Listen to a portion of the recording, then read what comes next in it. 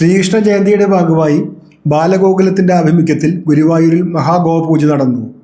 ഗോപിക ഗോപന്മാരുടെ നൃത്തത്തോടെയാണ് ഗോക്കളെ ക്ഷേത്രസന്നിധിയിലേക്ക് ആനയിച്ചത്.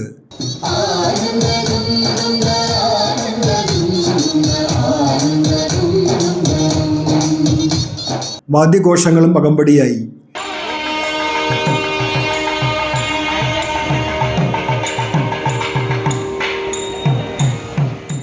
വടക്കേ നടയിൽ പ്രത്യേകം സജ്ജീകരിച്ച പന്തലിലാണ് പൂജ നടന്നത്.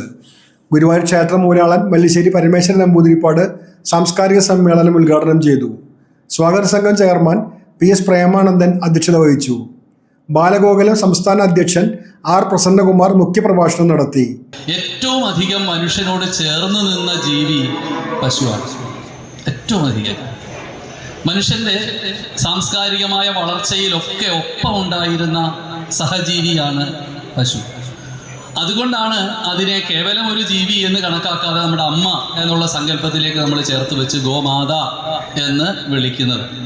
സ്വാമി സന്മയാനന്ദ സരസ്വതി, മൗനയോഗി സ്വാമി ഹരിനാരായണൻ എന്നിവർ അനുഗ്രഹ പ്രഭാഷണം നടത്തി. Doctor Vasudevan, PK Sivadas, MS Rajan എന്നിവർ സംസാരിച്ചു.